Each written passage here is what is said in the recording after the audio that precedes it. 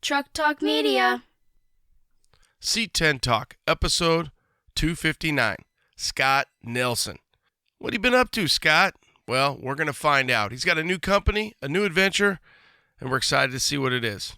I want to have an experience with these people. You know what I mean? Like, I don't want to blow them off. I want to make sure, my phone's always on, emails are always flowing, stuff like that. Stay in communication. Have a good experience. So a guy gets his chassis. One, it's kick-ass because it looks cool and it works. Two, he's going to go tell his buddy, hey, dude, you got to get a chassis from this guy. And that's exactly how we built GSI. And we did so well for so long, but then it just turned into hiccups after hiccups. And I'm going to have them. Like, I'll tell you right now, I'm not sitting up here thinking I solved all the problems in chassis manufacturing, because I haven't. I know what's coming, but I know that I can be upfront and honest to people. I know that I can do that, and I can talk to people, and people will trust me.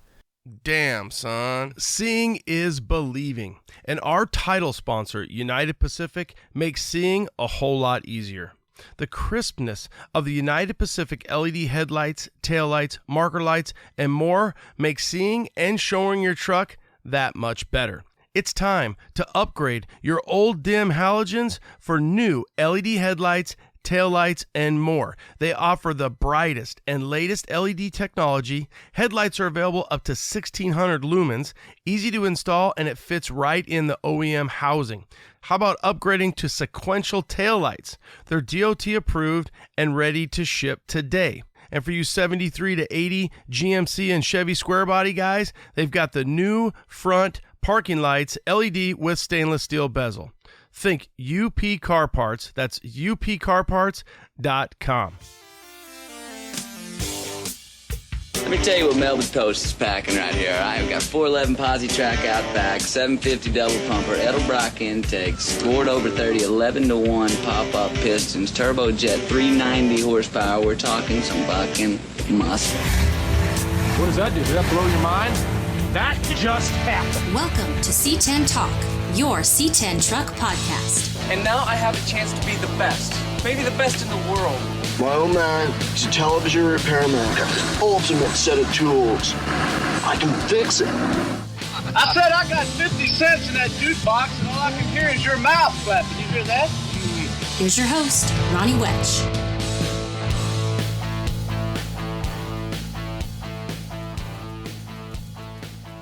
What's up? What's up? C10 Nation coming at you, 259, Scott Nelson.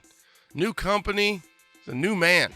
It's going to be fun to see what happens, and excited to bring this to you. So, somewhat of an exclusive. He came by the studio, which is always a good time. I'm a big fan of Scott's, if you haven't figured that out. Always have been. Just a good dude, really, right? So, family man, know his kids, and that's really what the community is all about. We're lucky to have Scott in it. So excited to see this transition for him, and excited to support him however I can and however our community can. So looking forward to that. This is kind of a long one, so I'm going to keep the intro kind of short and sweet. We've got a few shows, some different things. Let's see here. Battle in Bama. That's in May 5th through the 7th. One of my favorite shows out there in Alabama. So that one's a good one. Hit up the fellas over there. Craig, Raleigh, May 5th through the 7th, Battle in Bama. So Brothers is back with their summer show, the 24th annual Brothers Show and Shine. That's going to be Sunday, June 11th, Oak Canyon Park. So, in that LA area, Oak Canyon Park, 24th year. Get online. You can register. They got limited on the spots, kind of a smaller little park area. And when I say smaller, I think they can handle like 650. So brotherstrucks.com, 24th annual Brothers Show and Shine, June 11th. Okay, so now you've got some August and September stuff. August 5th, so the 805 in the 805 is the Slowdown. San Luis Obispo. They got a new location. I think it's kind of like a beachfront thing. Looking forward to that one. And they still got some open spots. Then the following weekend, C10s on the Capitol, Olympia, Washington, Pacific Northwest, Todd and Jen Manchester. That's our long hauler award, the Far Out Award. They drove 1,550 miles of the reunion in their Blazer, and they're going to have their show August 12th, C10s on the Capitol. And then the Intervention. Now, the Intervention just opened registration. That's always that Labor Day weekend there, because they do the cruise on Saturday, the show on Sunday, and that leaves you Monday with the holiday to get home or whatever else you got going on. So I believe the cruise is limited, so they have tickets available. Last I talked to Oro, they got like 50 spots for the cruise, and then for the show itself, Sunday, they got like 250 left. So you got to register. Don't wait until it sells out and then you don't have your spot into the show. Speaking of shows, don't forget, last episode, 258 with Lou. Had a great time hanging out with him, Cusio Sanchez. And then I've already recorded episode 260 with Trevor Evans, a.k.a. Evan Trevors, is his IG. So if you don't know who that is, that's a dude with a little 8510 C10, and he's always doing burnouts up, down, all around, and he's got that little camper behind it, and he's just smoking them tires. Good dude out of Georgia. Had fun sitting down with him and talking to him. He'll be episode 260. So jump back, 258. If you want to hear from Lou, I recommend it. Good dude, great for our community, same thing. And his whole story. And then Trevor coming next, so 260. I'll probably take the week of the 10th. We got Easter coming up. Take that one off and then get Trevor out the following. So however that works out, essentially about 2 weeks from now. So happy Easter to everybody. Hope you guys have a great Easter. Friends, family, surrounded by everything, and the weather's great, and you're just happy as can be, eating some ham. I don't know, what do people eat on Easter? I think we usually have ham. I'm not that big of a turkey guy, so eating turkey for every damn meal isn't my favorite. But, nice steak, some ham. Love the beans. The little green beans with all the stuff. Anytime I can get the green beans with the little onions on top, I'll take those. But for this one, let's get in to see what Scott Nelson's been up to. Had a good time, as always. Him in studio. We appreciate him coming by, and we appreciate you guys tuning in. Happy Easter. Stay safe. I'm out. Late. All right. In studio. I think it might be the third time in studio. The artist formerly known as GSI Scott Nelson, is in the house, and I'm looking forward to finding out what's going on, because I'm going to tell you guys the honest truth. I have laid low on what Scott's doing. I've told Scott that when he's ready, he knows how to get a hold of me, and we could chat it up about what's on the horizon for him. I just gave him a little bit of a hard time. I said, hey, you posted in October of last year, mid-October, that you were leaving GSI and the end of an era had happened. And so we're looking at almost exactly 5 months when that had happened. And we want to know what Scott's been up to for the last 5 months. We want to know what's around the corner and what the future holds for this guy who, in my opinion, is one of the best dudes in our C10 world that we live in. And we really need guys like this. I'm only assuming that a lot of you out there have been on the phone with Scott when you were buying chassis and different things, talking to him at shows, so on and so forth. So and can support that as well. So welcome back, Scott. Thanks for taking time out of your schedule to sit down with not only me, but obviously the C10 Nation. And we're looking forward to seeing what's been going on with you. Yeah, man. Thanks for having me. Thanks for having me back. The studio's cool. The house is cool. I love coming by. Yeah, man. 5 months. What have you been doing? Hopefully hanging out with the kids. I have. I've taken on some. I'm a baseball coach now, so you can add that to my. Well, you got the hat on. You got the this is the Cleveland Indians. Guardians. Oh, they're the Guardians now. You can't call them Indians. I learned that. I thought it was just a, bullshit name that Little League made up for the kids, but no, the Guardians are real. I prefer the Indian. Remember, I used to have an Indians hat, and I colored his tooth black. You know what I'm talking about? Yeah. I did that back in the junior high days. But anyway. Wild Thing. Remember Wild Thing? Mm-hmm, yeah. Yeah, Major League. Yeah, Of course. Okay. So anyway, just hanging out, spending a lot of time with family and kids and stuff. But I've also been super busy, and I've been laying low. I've been doing my thing. There's really only one thing that I really, really like doing. Mm-hmm. We all kind of know what that is.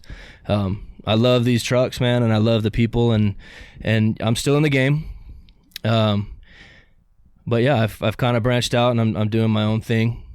I'm pretty excited for everyone to see what I'm doing, and there's a few people out there that know, and I've kind of kept it that way on purpose. Just like you said, Ronnie, like there's a time, and you know what? There's also a little bit of respect involved there for, everybody involved. Previous employers, etc., and also the people who are involved on both sides of the fence. Like, I don't want to put you in a position where you have to lie to somebody, right? So if you're asking me what I'm up to and somebody else says, hey, do you know anything about, no, I'd rather just be hush. Even the people that I'm super close to, there are some that have no idea, and they're doing the same thing like what you said. When the time's right, I'll come out and I'll let them know.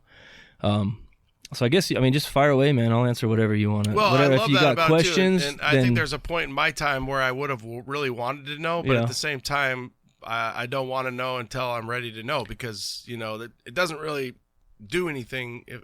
To me, it's like, hey, as not only as a friend, but somebody who I'm like, hey, I really want you to as long as you're well, I'm well. You know what I mean? Yeah. And it's like, the family and everything. And that's what's cool about this community is we've formed relationships, brotherhoods, to where we do care about one another, just not, more than just the trucks and the metal. Yeah, So that's absolutely. that's That's a been good huge thing. to me this whole time. Like, I've always said that I'm a relationship guy. Like, it's great that we all make money doing this and we have a good time and stuff like that, but there's something else to be said about relationships you make with people. Like, these trucks go away. Dude, I haven't had a truck in years, like a cool truck. I got all these projects and stuff like everybody else, but that's still cool. Like, everybody's still cool to me. I still come to the shows. I still get to hang out and we talk about stuff. So it's not just about the truck, and that's always been huge to me. And I've met a lot of awesome people, and I still know a lot of awesome people because of this industry. You know what I'm saying? Well, and relationships that you've built over a 10-year career, at GSI. Absolutely. And then you guys, we kind of timestamp it together where GSI created a new division right about the same time I was dropping 2014 pod. I feel like when I started the pod, September of 14, you guys were just starting, GSI chassis. Correct. That started in 14. Yeah. And we hit the market and started producing in 15. So technically 15 is when the first thing started happening. That's when your first the C10 talk that you did with us when we built the chassis for Raul at C10 era. That was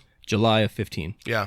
So yeah, it's been close to 10 years. Yeah, it's crazy how it goes. And you worked there before. Obviously, it became any kind of chassis division or anything like that. So another thing that I think you already know, and you probably had to fight people off, because there's companies out there, and I've talked to a few of them, and owners of companies, they're like, dude, come work for me. So once you posted that post October of 2022, pre-Get Down, you're like, I bet did you go to the Get Down? I think we did talk I was at the Get Down. low-key at the Get Down. Okay, yeah, I think I talked to you a I little just bit had to. Like, I was on the fence. I'm like, should I go? Should I not? Like, but no, I went.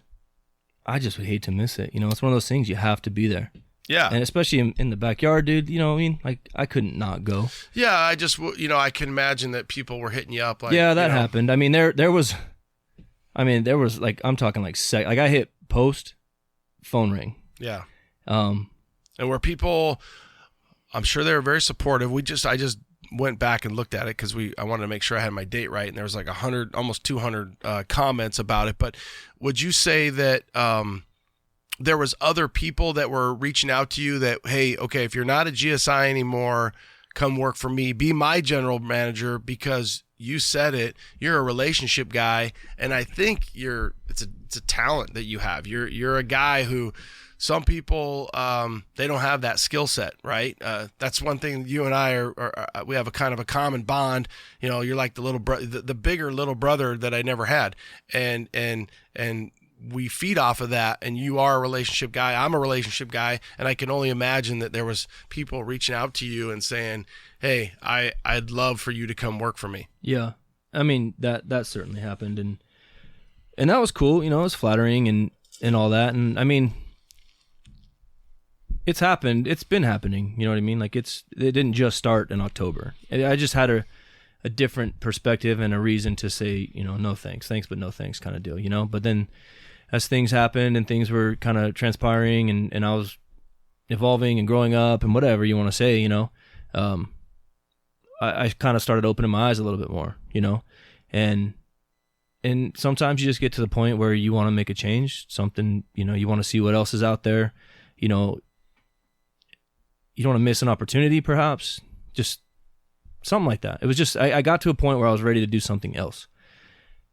Or maybe just with somebody else. Or I don't even know how to exactly phrase it, but something, I wasn't happy. Bottom line. You know what I mean? I just wasn't happy. And I found a little bit of difference. You know, I found some flexibility. I found a little more time. I found some, you know, I calmed down a lot. And I mean, now I'm all amped up again and I'm stressed out and I'm, you know what I mean? Things are really, you know, kind of tough sometimes. Right. Yeah. But, it's a change and it's a good change for me. Like moving on was good. I think it was good for everybody.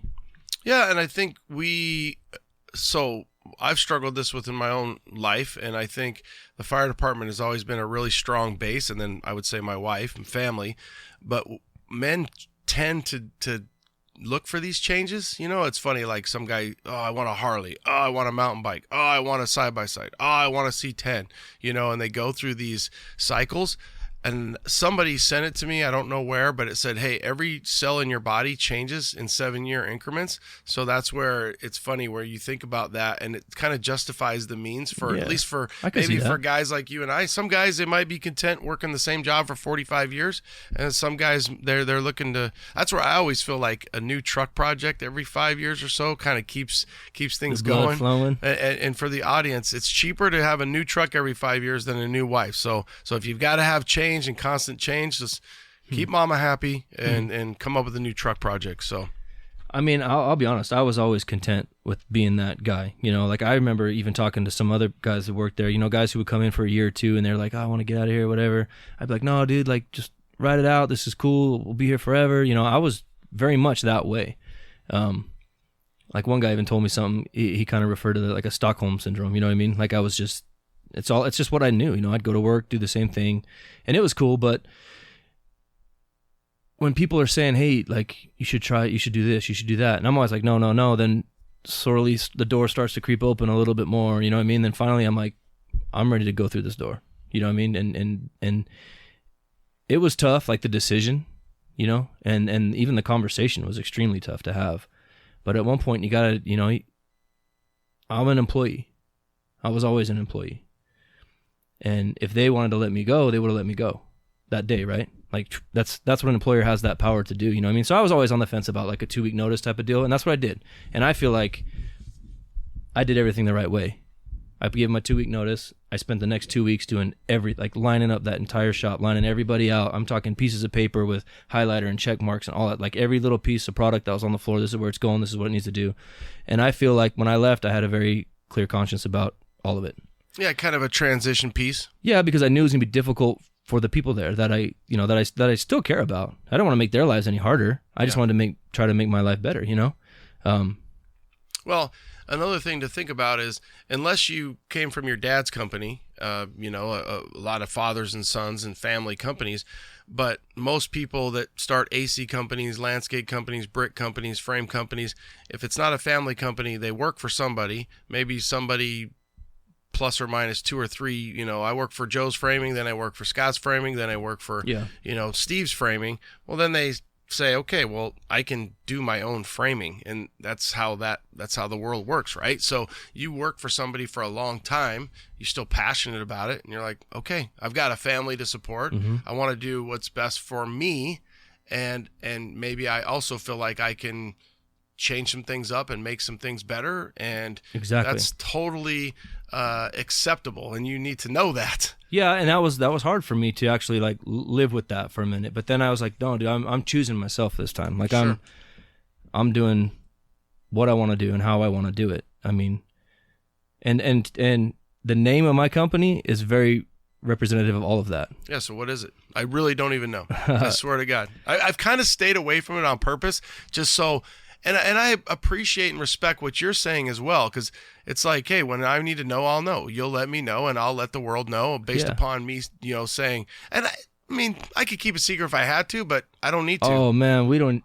This whole I can keep a secret thing. Oh, that backfired. That is some bullshit. Yeah, well, I know, especially some people, in our little world, man. I know some people who can't keep a secret. I know. Well, I know people who I thought could keep a secret.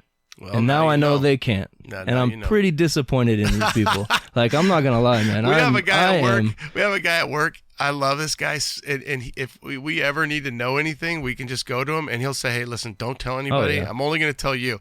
And you're like, "But you told 6 people that already, and it's only been the first day." Yeah. All right, what's the name? The name. This is the new company.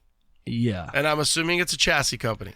It's a chassis company. Yeah. I mean, that rumor's kind of been out there. So yeah, it has. I mean, I was telling people I was a stay-at-home dad, and anyway, the name of the company is Rev B Chassis Company. Rev B, REVB.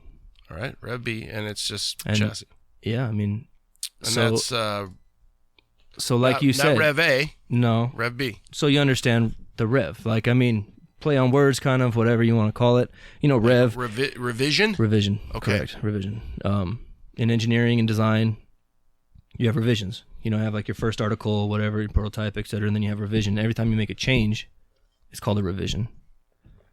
Technically, Rev B would be your third version because it's your original, and then your first change is Rev A. Mm-hmm. Second change is Rev B.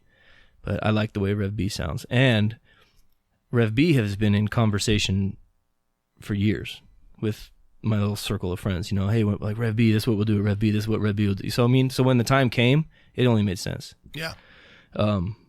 So, yeah, man, I mean, that actually kind of, it feels good to say it out loud to everybody, I guess, you know? It's kind of the first, like I've told a couple people in confidence, but for the most part, there's a select few that know what's going on. Breaking news? Yeah, I mean, yeah, it's breaking. We're breaking it out to the world. So, you know, yeah, I'll hit the social platforms. I got like a little video coming out. You know, we did it on Tuesday. So is there a Rev B? Is it Rev B Chassis? Is that what it is? Yep. All right. Let me see. That's the IG. Yeah. Yeah, it's funny. I'm sure you were aware of this, but our buddy AZ Pro Travis, his chassis company is React. Yeah. And he said there's a specific reason why he named it that as well. Yeah, I mean, He was tired of waiting on product from who was at one point probably his number one supplier, and or he was a very large retailer for, and so he created React because these things are born out of necessity. You know what I mean? I got tired of hearing how long is it going to take, and why is it taking so long, and blah, blah, blah, blah, blah. But, you know, there's something to be said about a place that tries to make everything. All you do is get yourself in trouble. And I don't want to be that. Like, and aside from that, transparency, honesty, managing expectations, etc., those types of things are what's important. You know what I mean? If I know that I'm going to take a year to build something, I'll tell them it's a year and you decide if you want to buy it. If I bullshit you and tell you 4 to 6 weeks, knowing damn well you're not going to get it in 4 to 6 weeks, I'm only getting myself in trouble. You know what I mean? Yeah. And then your reputation goes down the window. Everything goes out the window. So, well, over deliver, under promise, right? Yeah. And in the chassis world, I don't care if you're. It's tough right now. I'm not gonna lie. It's probably not a great thing to get into, but it's what I like to do, and it's what I know how to do, and I love it. Like, I'm not saying I'm gonna take over the world with it, but I'm gonna put a dent in it. That's for sure. Do you have some of your some homies working with you? Oh, yeah, come whether on, it's yeah. now, I don't. I think Nick's doing his own thing, right? So Nick's, Yeah. Oh, but I'll tell you. But Derek's my ace. He's your dude. right hand man. Derek's Okay. my boy. Like, All right. Derek and I have been on this path together, and that guy, for a 23-year-old, or I don't even know, 20-something, he's solid. He's as solid as they come, dude. I love that kid to death. He's like my little brother, but he's also my best friend. Super supportive through all this with me. But yes, he's my guy. We're in the design process. Like, it's basically wrapped up. But he's been very helpful with all that, you know, talking about how he wants this stuff formed, how he wants it welded, blah, blah, blah. I know what I think looks cool, and I know what works and how to make it work. So between us, and then I have a designer, a CAD guy. So he's in there all day long just killing it. So we got, and well, I mean, I can step it back a little bit. I started off with a CAD guy in another state. I was extremely excited about it. The guy was very good, talented, but that communication barrier and the distance and emails and text messages and stuff, it just wasn't working out. I think we had two different kind of ideas, and that's what I said about managing expectations. My expectations were here. He thought he could knock something out in 2-3 weeks, and I'd be floored, but I don't want a cookie cutter, easy peasy, you know, I don't want, like, this is going to be pretty next level. So that didn't work out. So that was actually a huge hit to everything. I mean, dude, I was on track. I was like pumped. I was ready to launch like January 1st. You know what I mean? Like I was thinking things were going to happen that fast. I was like, holy shit, I better be ready for this, you know? And then it sort of fell off. But we picked right back up. I reached out to a couple people. I was like, dude, I just need to do this myself. So I started looking. I was doing CAD stuff and all that. Like, and I'm not the best at CAD. I'll tell you, everybody right now. I mean, I'm not even very good at it at all. But I was like, that's the only way to get it done. I can't put everything on one other guy, you know? So anyway, reached out to a couple people for lessons, you know, just advice. Hey man, give me some pointers here and there, you know? And it was like, no, listen, I know how to do what you need to do. I'm gonna come down to the shop. And after that, we hit the ground running, dude. And I'm pumped. So I've got everything locked up. I'm ready. I got a shop ready to cut everything. I got, you know, because it'll be some outsourced stuff at first. You know what I mean? Like that's a huge investment. I'll give anybody that who thinks you can just start a chassis company and buy $1 million laser and all this cool stuff. That ain't me, you know. And I'm not gonna pretend it is. I'm not gonna like take fake pictures and post stuff like I have all this. I have a really cool shop. I'm stoked to show you guys the shop. I've worked hard to make the shop look cool. Derek's worked hard to make the shop look cool. But I'm ready to go. I got the designs locked in. We're doing C10s, right? Okay. So C10 chassis, the first one we're doing is I think it's a 67. I've got people backing me up already, like people ordering chassis just on the idea of me building chassis. They haven't even seen it. Goes back to that relation thing. It does, dude. And they're like, guys will, you know, hey, I saw your post. What are you doing? I don't know yet, but when I figure it out, I'll let you know. Hey, guy, this is what I'm doing. Like, you told me to let you know. Okay, how can I help you? You know, do you need this? You need that? Do you need, you know, no, I don't need you to come help me build the office, or I don't need you to help me paint the walls. What I need, if you want to support me, buy a frame. Mm-hmm. And these guys are like, cool. Like, what do you need? Yeah. So, I mean, I've got orders for frames and I don't even have a frame. You know what I mean? Like, I love it. I guess it's a great problem to have.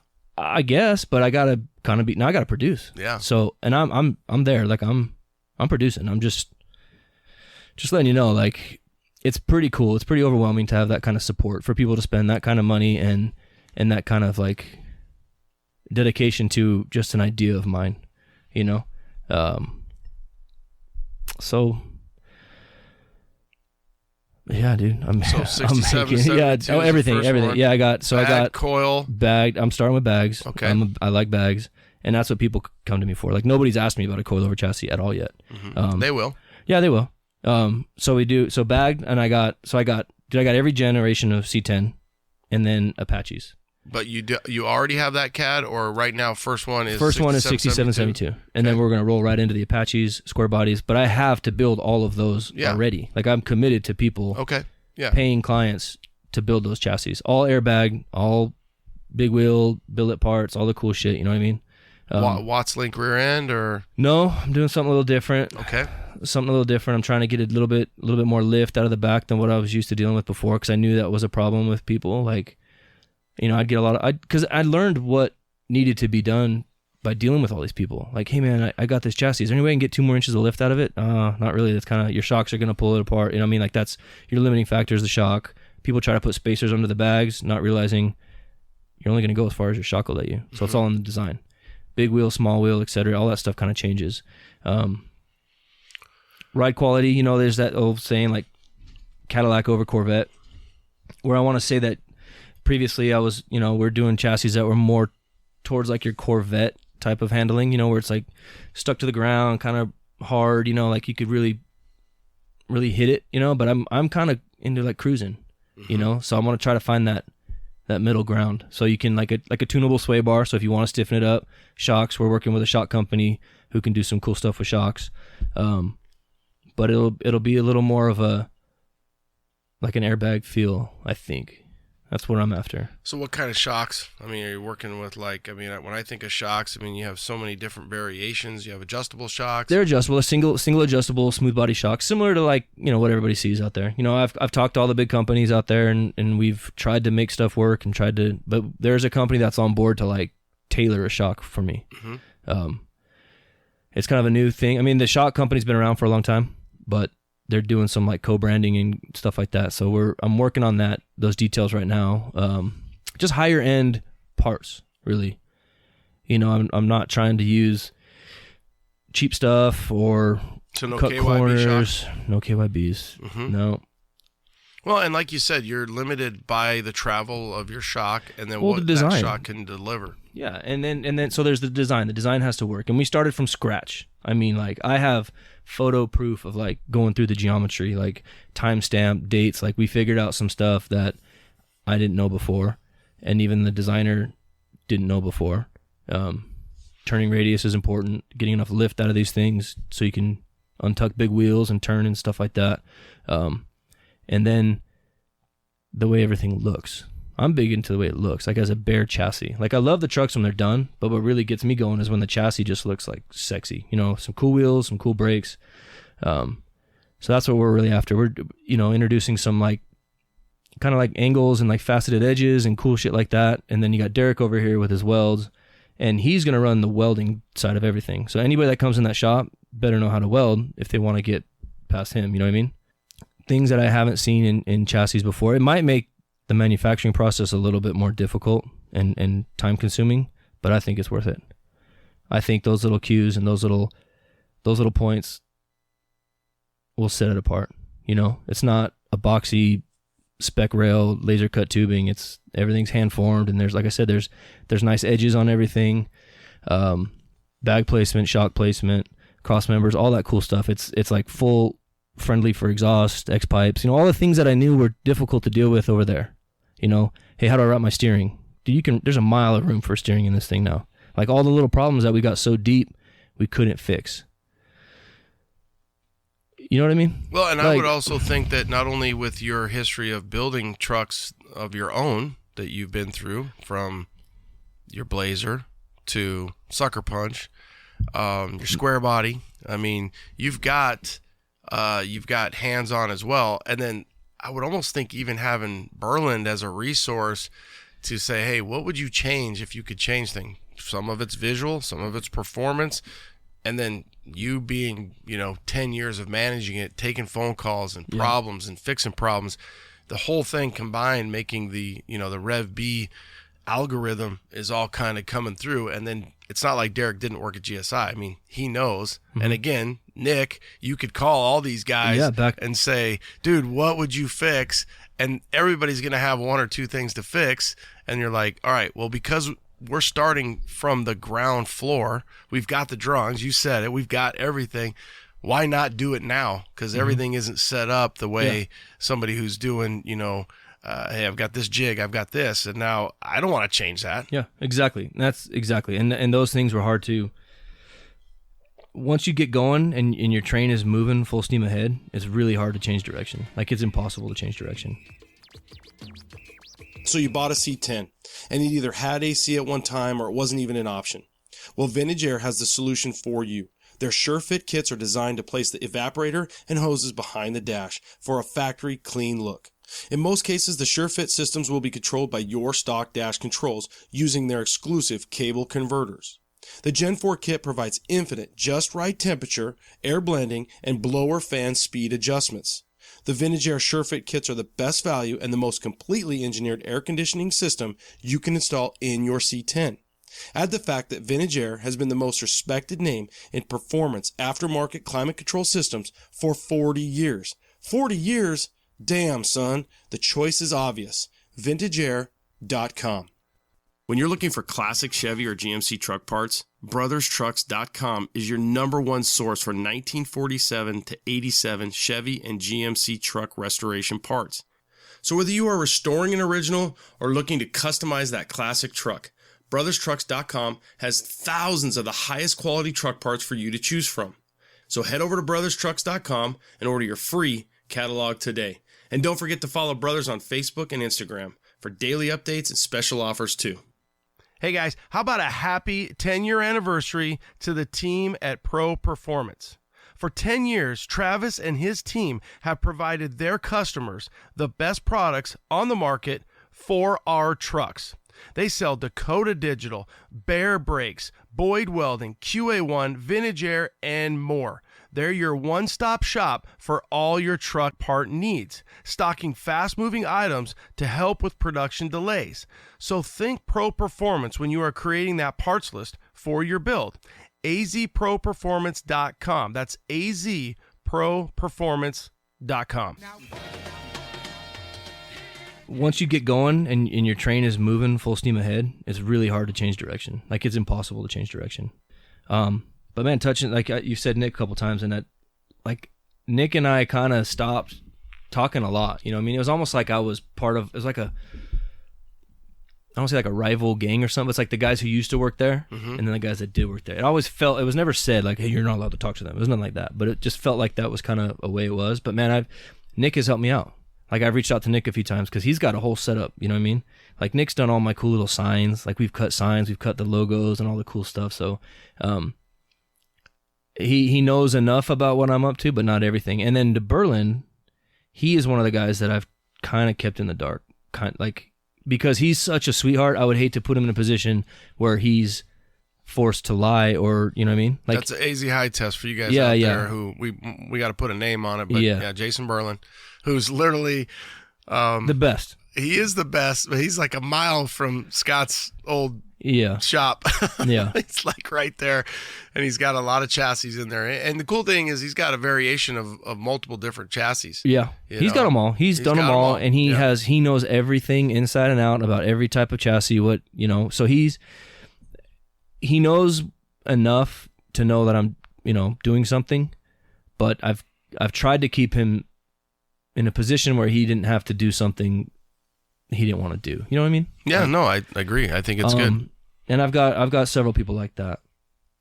But now they're going to, now it's time to talk about it, whatever, because, the Instagram's going to hit, and, like I said, I'm selling, so I can't, out of respect for these guys who are entrusting me, like, I can't be in the dark forever. Like, they want to show it off and rep it, So it kind of goes that way too.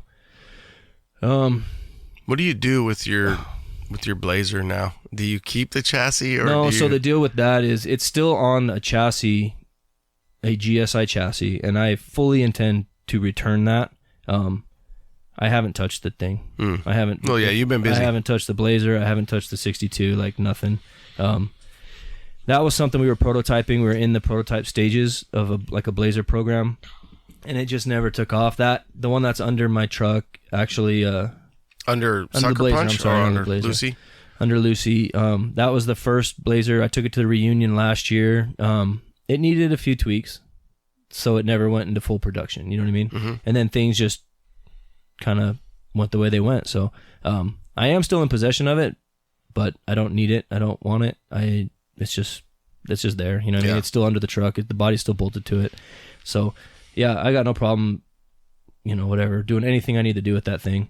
It's just not something that, I'm not going to throw it away or... No, yeah. Or I just I'm not going to do anything. I guess as you start your own company, you want a Rev B under there. Of course, yeah, everything I have. The Sucker Punch chassis, like, that might be going away to somebody that builds a lot of trucks. We've been talking to him, and he's a good dude who builds a ton of trucks for people. He specializes in those first gen C10s, and we'll see what happens with that. All my stuff will be Rev B.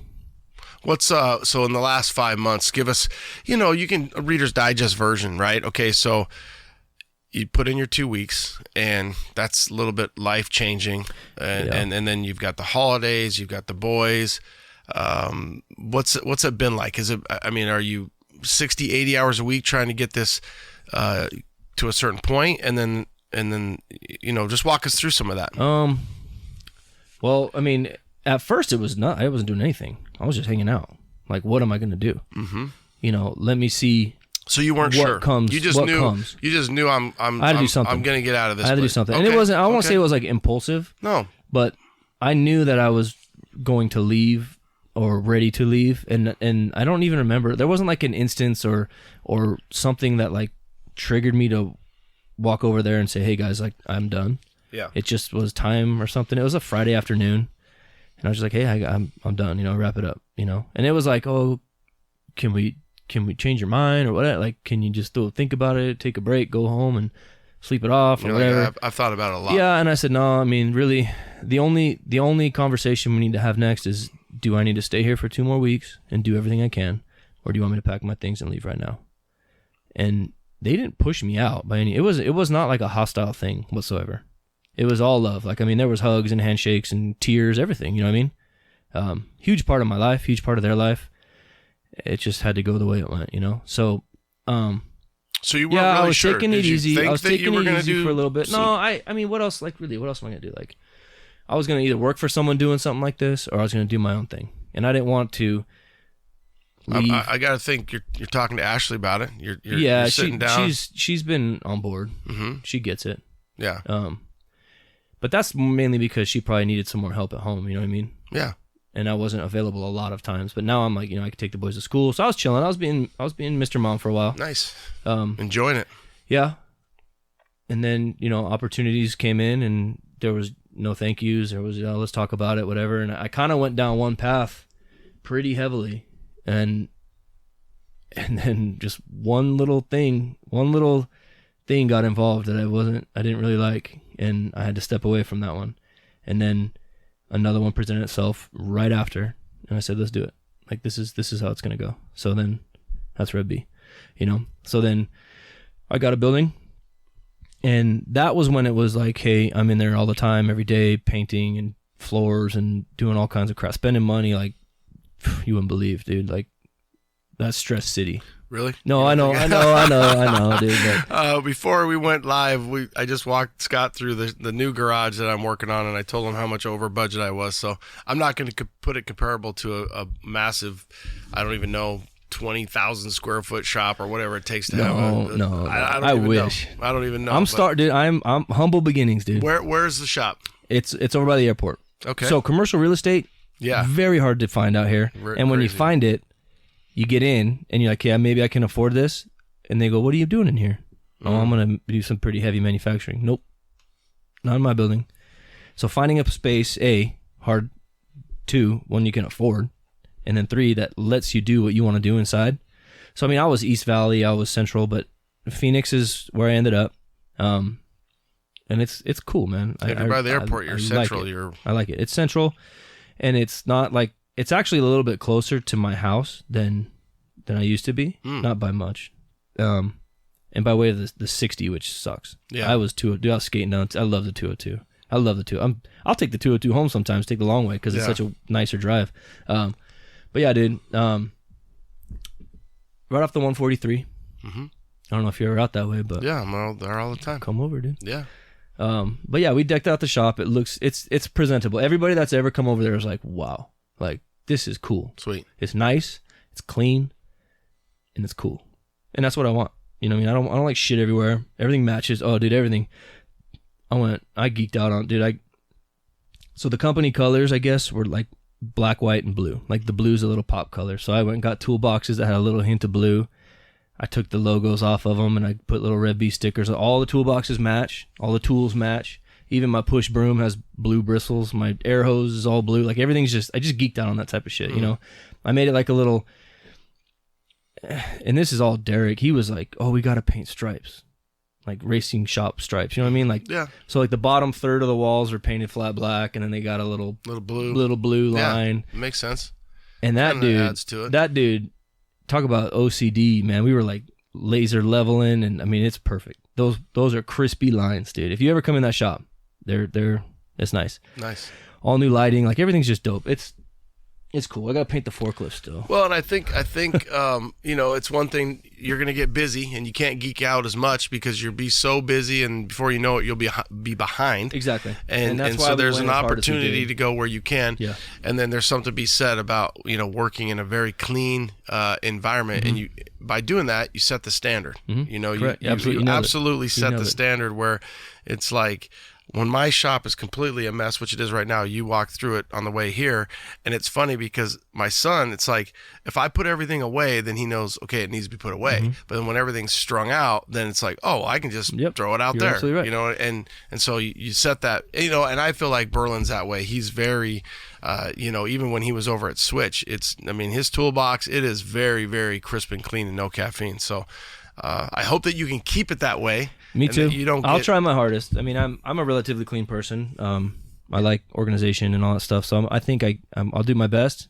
Derek is as well, and if he's running the boys out in the shop whenever I hire staff, but it's like exactly what you said. If you start clean, it's easier to keep it clean. Yeah. And first impressions are huge. Like I got 2 big old roll-up doors, and when they're open and the bright white shot, I got my logo. Dude, I got a freaking 20-foot logo on my wall. It's just this huge.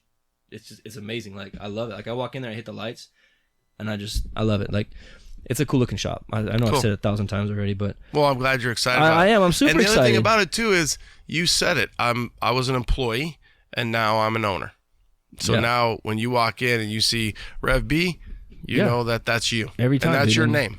It is. And I'll be 40 years old this year. And I was like, I'll be 50.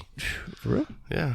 You look good. I'm an old man. I just said, dude, I gotta do something. I'm 40. Like it's shit or get off the pot time. You know what I'm saying? Like I could bitch about this forever, and who knows what could have been. But I don't care. I know where I'm going, and I like it, and I'm super stoked. I wish nothing but the best for everybody. But I'm just doing my thing. I got my crew. I got my people that are backing me up. And so when you say backing you up, is that there's silent partners or there's business partners? Yeah, there's of course. I mean, I could not do this financially alone. I mean, I've done everything else for the most part, but yeah, I definitely got some help. I mean, I'm not gonna lie about that, because it does take.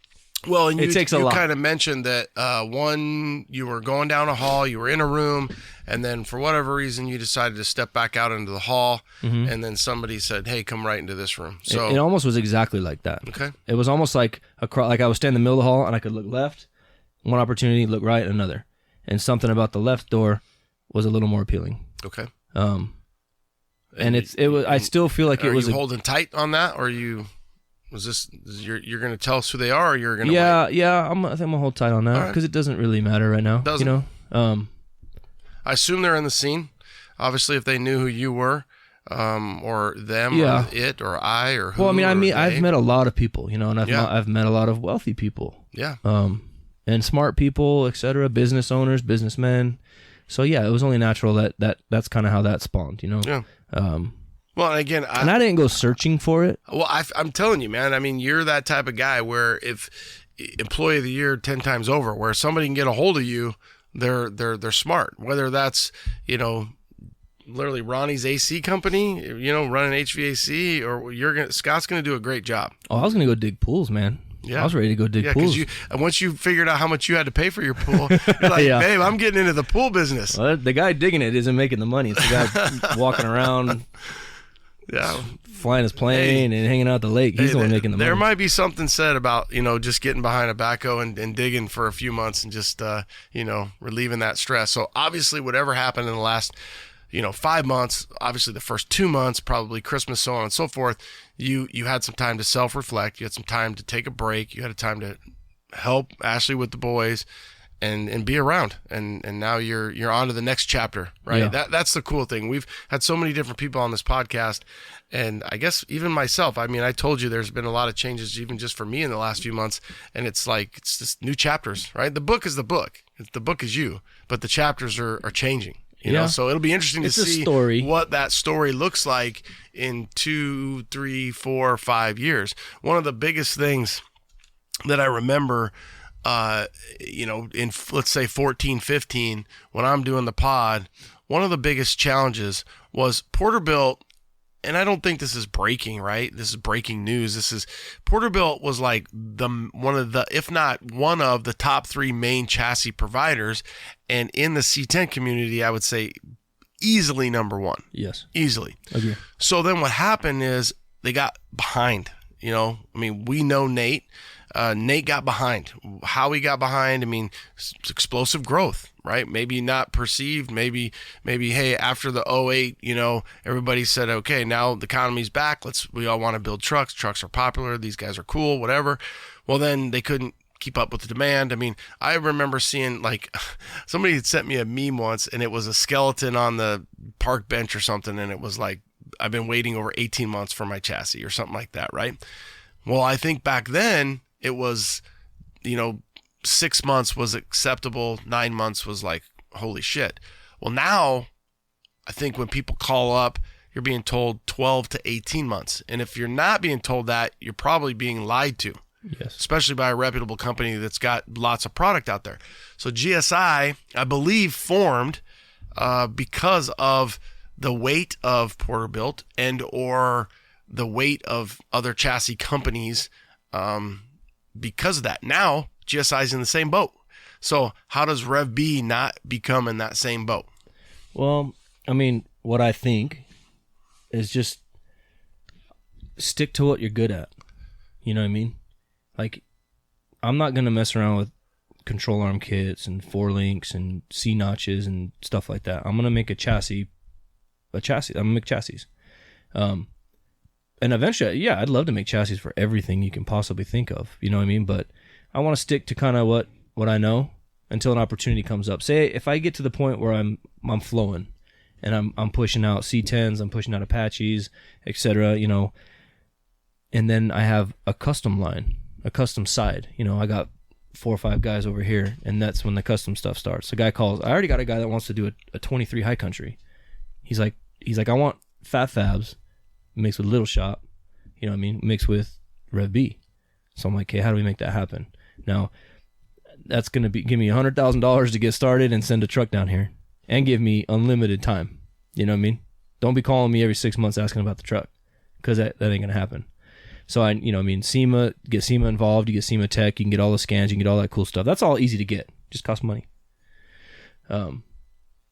So staying in your lane kind of, to get back to how do you not do that? You know, hire who you need to hire, keep your overhead where it needs to be. You know, if I can outsource, I have a laser shop that I could walk to, just like the dynamic over at GSI. The laser was in one shop and the welders were in another. I have the exact same setup. I just don't have the laser in my pocket where I can just say, make this right now. So organization is key, cleanliness is key, and staying in your lane. Yeah, and feel the flow. I like how you said that. Hey, if I'm feeling the flow over here, yeah, you know what my limitations are. I feel like that's going to be hard because people are going to. It's going to be hard, but hear about it, and they're going to want to. Also, like I said in the beginning, expectations. You know, if a guy calls me and says, "Hey, man, I want a chassis, but I want it 3 months," I'll pay double. I'm sorry, thanks, but I'm sorry, I can't do that for you. Like, if that's how it's going to be, if I can build your chassis in 3 months, there's no need to pay double. I'll give you chassis in 3 months, you know? Well, and you already have somebody that created the line, right? I mean, money talks, right? So we understand that, but there's already people in line that are waiting. And I've already told them this, and now if I can get theirs done, you know, I will. I wonder how much when somebody, you know, but they pick up the phone and they talk to Scott and you're like, hey, it's a year.